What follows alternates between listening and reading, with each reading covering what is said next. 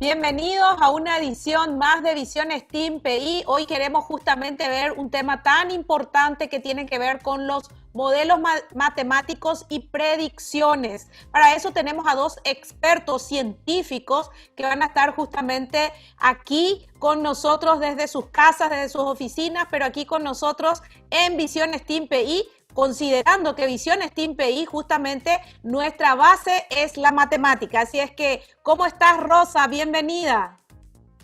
¿Qué tal, Lilia? Un gusto, un programa más, un conversatorio online más de Visión STEAM PI por EduCanal. Y como ya lo adelantaste, un tema muy interesante que afortunadamente a Paraguay le está yendo bastante bien, pero también queremos saber cómo están los investigadores, los matemáticos manejando todo este tema predictivo, que estamos cruzando los dedos y muy esperanzador de que sea un modelo predictivo muy favorable para nuestro país. Bueno, queremos presentar ya a nuestros expertos que hoy nos van a detallar en relación a todo lo que tiene que ver con estos modelos matemáticos predictivos. Tenemos al máster Rubén Castillo. Él es director de ABC Consultores, una empresa dedicada a todo lo que tiene que ver investigación del mercado, una visión un poco desde el sector privado. Bienvenido, señor Rubén. Gracias ante todo, gracias Lilian, gracias Rosa, Pastor, y bueno, no me queda otra cuestión que dar gracias por convocarme a su programa, ¿no? Bienvenido, muchas gracias. También tenemos al biólogo Pastor Pérez, que también es máster en el área, que es investigador de todo lo que tiene que ver con estos modelos predictivos. También estuvo trabajando y colaborando con el tema dengue y ahora está trabajando con todo lo que tiene que ver la COVID-19. Bienvenido, Pastor. Buenas noches, muchas gracias por la invitación. Es un placer estar con ustedes. Muchas gracias, Pastor. Bueno, señor Castillo, queremos conocer ya en detalle, estamos ansiosas de conocer las tantas investigaciones que nos había comentado que ya están realizando en relación a toda esta pandemia que estamos viviendo y atravesando, específicamente desde nuestro país. Conocer un poco cuál es el enfoque que está dando ABC Consultores y cómo está iniciando o cuál es la prioridad de todos los trabajos que están realizando. Bueno, a modo fundamentalmente de introducción, quiero básicamente hacer foco en unas cuestiones primero conceptuales que son un poquito importantes.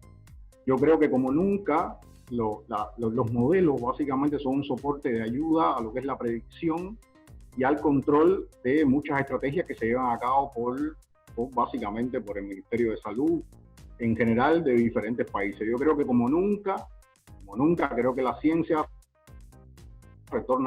se vuelve automáticamente relevante para hacer predicciones y básicamente ser una linternita en esta gran pandemia que hay, básicamente para guiar nuestras estrategias, ¿no? Es decir, eso es un poquito a nivel conceptual, ¿no? Es decir, un modelo básicamente tiene esa prerrogativa. El modelo tiene que permitirnos a nosotros poder predecir, básicamente poder controlar básicamente lo que es la transmisión en un tipo de pandemia con estas características. Y bueno, y tiene diferentes dificultades que la vamos a ir viendo en el transcurso del programa, básicamente, para ir explicando. Pero como nunca, creo que todos los que trabajamos como científicos detrás del escritorio, creo que es importante y le agradezco al canal porque nos pone una vez en realce, ¿no? Creo que como nunca se le convoca a nosotros que trabajamos muchísimo, hacemos mucho esfuerzo para que comentemos qué es lo que venimos haciendo, ¿no? Así que desde ya le agradezco, ¿no?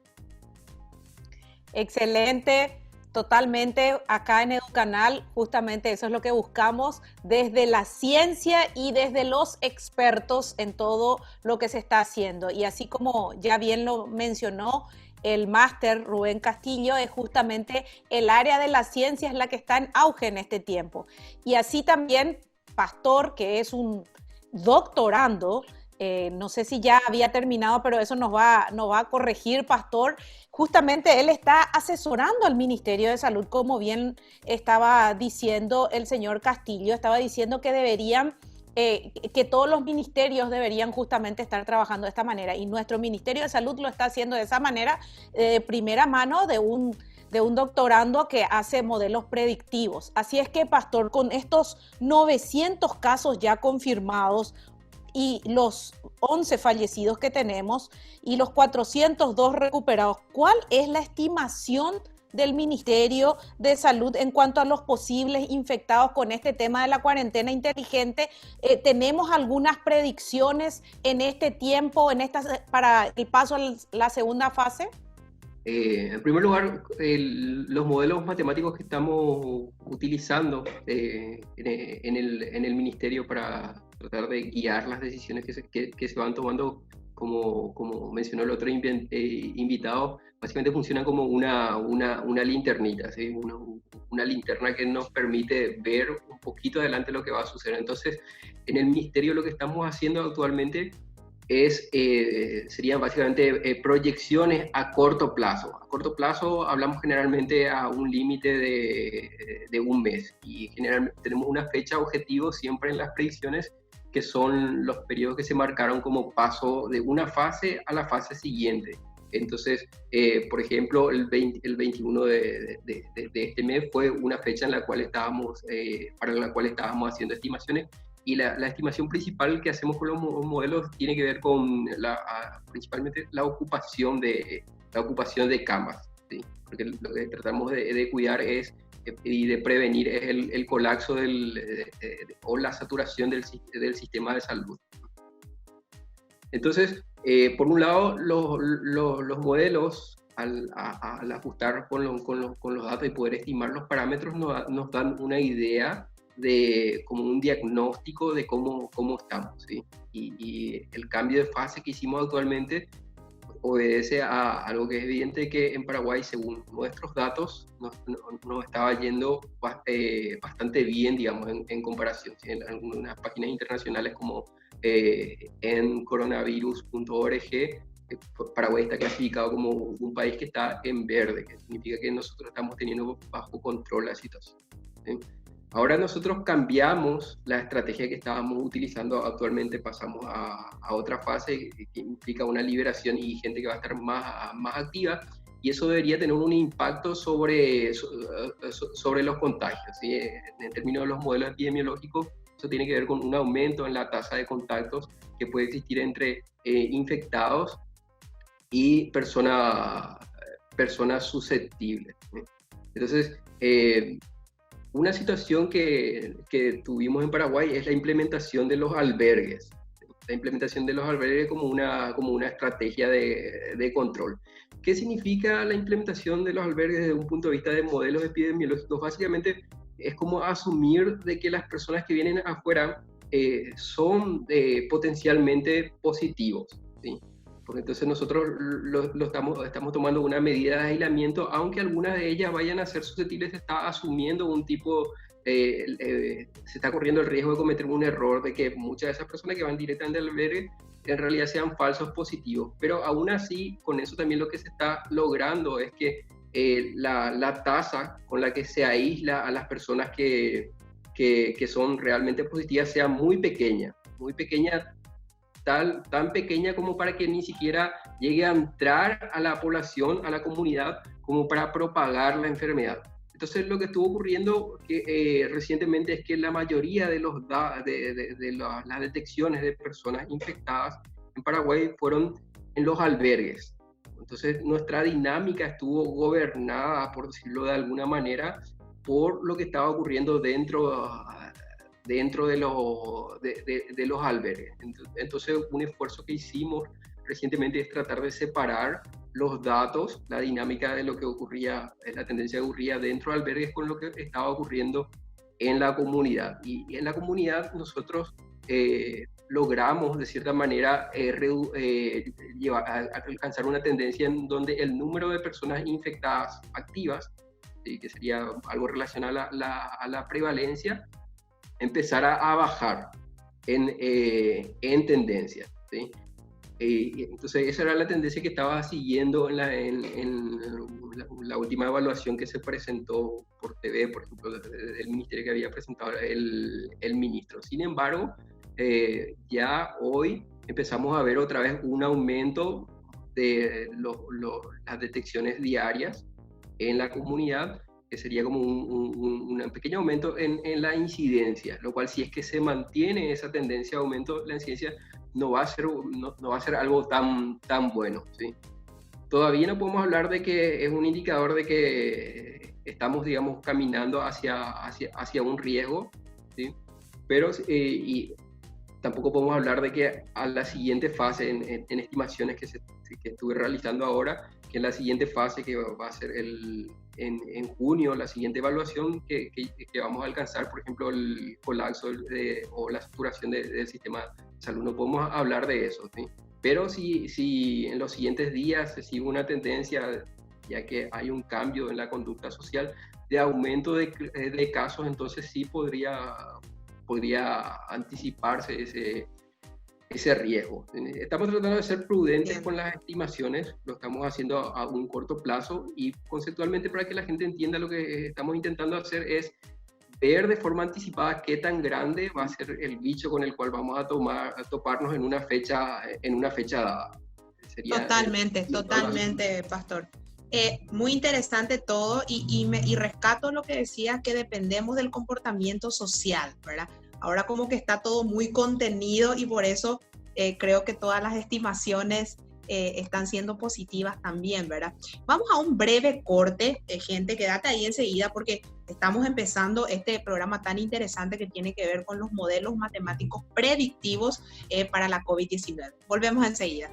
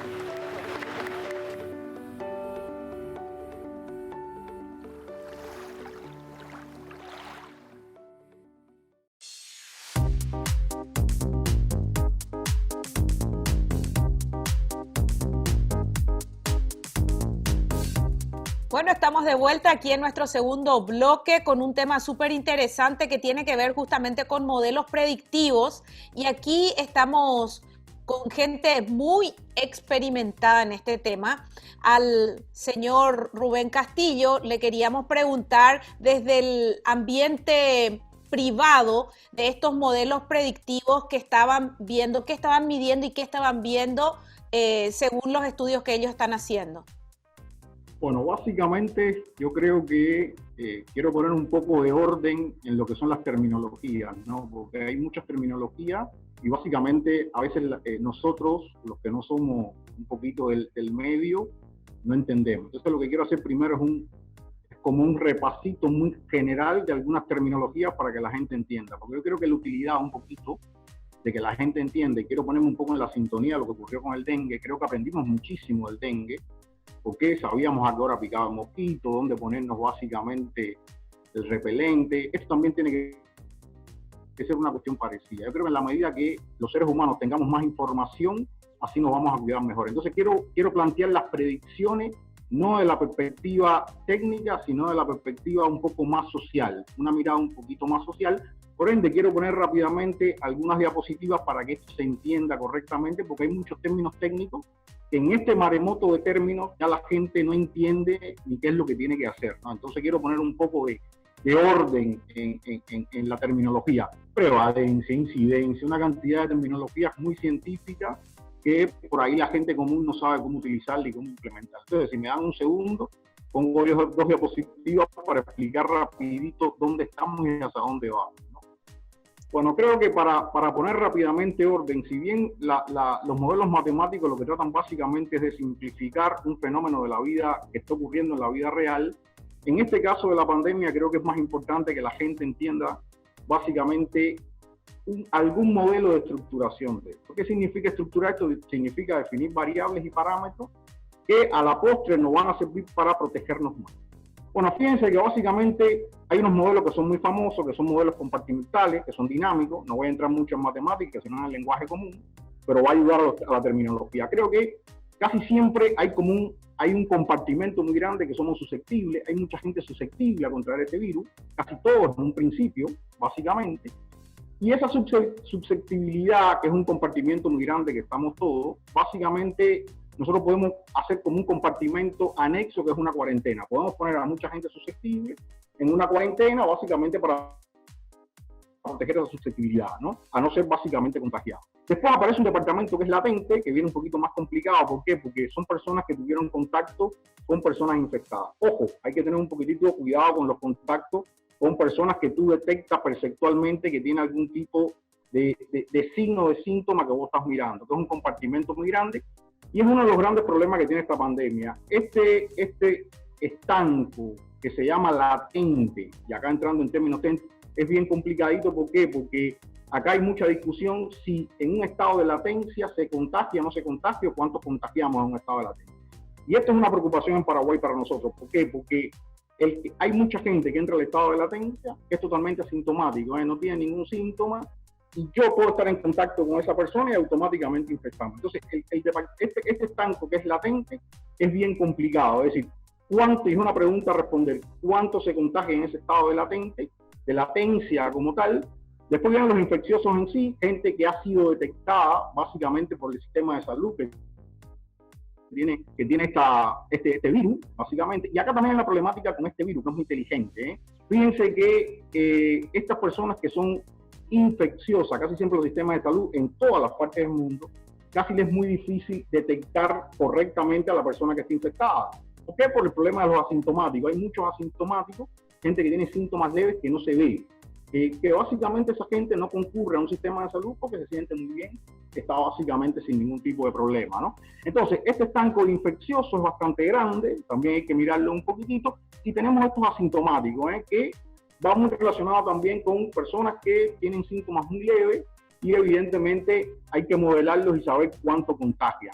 Bueno, después lo interesante que incorporamos nosotros en el modelo, ya hablando del modelo en sí mismo, fue básicamente los hospitalizados y los hospitalizados críticos. ¿Esto para qué? Para poder estimar la demanda de salud en función a todo el proceso de transmisión. Quiere decir que si con las variables que tenemos estimamos que la demanda de camas de terapia intensiva, la demanda básicamente de hospitalización crece, ahí tenemos básicamente un problema. Bueno, evidentemente esto mucho desencadena en la muerte, o algunos desencadenan en la muerte. Básicamente hay que entender que por lo que ya sabemos de estudios de prevalencia, acá no hemos hecho ningún estudio de prevalencia, un estudio de prevalencia para que la gente entienda qué es lo que significa, un estudio que dimensiona a nivel total cuántas personas infectadas, a nivel total.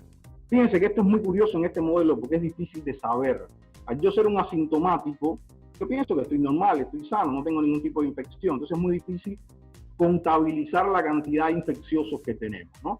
De algunos estudios que se han hecho en España, remito, ya de prevalencia, se ha visto básicamente que la mortalidad ronda el 1,2%, básicamente para tener una ideita, y en España se contagió el 5%, no fueron muchos en total, ¿no? A modo de reporte. Y bueno, y están los recuperados, evidentemente, como tal. Ojo, ¿qué fue lo que hicimos hasta ahora nosotros modelando para que se entienda? A muchos susceptibles lo encuarentenamos. Eso fue lo que hicimos. Ahora, dos cuestiones que quiero apuntar básicamente es que estos que están cuarentenados, que salen de la cuarentena, son totalmente susceptibles. Esta es la primera alarma a nivel social. Es decir, a esto lo estoy viendo, somos susceptibles a contraer el virus y tenemos una gran masa de susceptibles básicamente a contraer el virus, que es un poquito lo que decía Pastor del término técnico, que lo bajo a un lenguaje común. Es decir, flexibilizamos la cuarentena, hicimos una migración de la cuarentena a la susceptibilidad, a gente que se puede contagiar básicamente para que se entienda un poquito. Esto, a grosso modo, es un modelo, es uno, hay miles, hay muchos modelos que la gente intenta, básicamente, y lo que describimos cómo se transmite este virus. ¿Para qué? Para poder entender muy rapidito, para poder entender esto rápidamente, y con esto quiero terminar. Para entender que si la gente se quiere cuidar, hay como 4 factores que nosotros modelamos que es bien interesante, ¿eh? Y acá me quiero detener. Este cuadrito, ¿qué es lo que está mostrando? Está mostrando básicamente el contacto, los contactos que se hacen. Hay una publicación muy interesante de una journal muy interesante que es PLOS, que básicamente lo que miden es la contactabilidad de la gente. Es decir, ¿cuántos contactos tenemos nosotros en nuestra casa? En promedio en Paraguay la familia tiene 4,3 personas, quiere decir que tenemos 5 o 6 contactos en nuestra casa, muchos contactos en nuestra casa.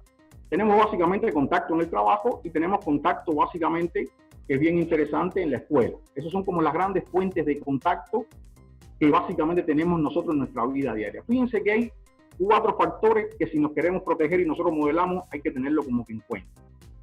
Esta B que hay acá es la duración. La duración de la infección. Cuando una persona se infecta, ¿qué tiempo dura esa infección? ¿Por qué? Porque esa persona es infecciosa, ¿eh?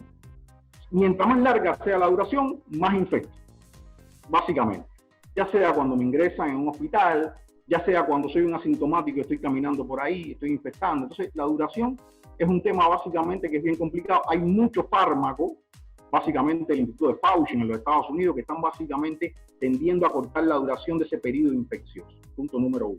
La gente tiene que saber que esto es un virus que ese periodo de infección es bien complicado, es largo ese periodo. Después hay un tema que es evidentemente, que es para mí muy interesante, que es el contacto, la naturaleza de los contactos. Obligatoriamente, mirando esto, tenemos que reducir los contactos. Mientras menos contacto tengamos, así nos vamos a proteger un poquito más. Fíjense que hoy en día, si tenemos mucho contacto en el trabajo, mucho contacto en la casa, mucho contacto social, casi nos exponemos un poquito más. Entonces, esa variable para mí, que es contactabilidad, que la modelamos, y después en el otro bloque vamos a hablar un poquito de esto, hay que tenerla muy en cuenta. ¿Cuántos contactos? Este estudio básicamente planteaba que de país a país, en promedio hacemos 14 contactos diarios, en promedio. Pero ya depende de cada uno de los países en sí mismo. Básicamente Paraguay está incluido en este estudio, un estudio en 152 países, porque además a nivel de recomendación que nosotros modelamos, hay que reducir un poco los contactos. Tenemos que hacer mucho menos contactos que antes. Lo otro que para mí es central es la transmisibilidad. En cada contacto, ¿qué tanto transmitimos? Y ahí aparece la importancia del tapaboca, etcétera, etcétera, ¿no? Y acá me quiero detener. Gracias, Rubel, por la magistral presentación.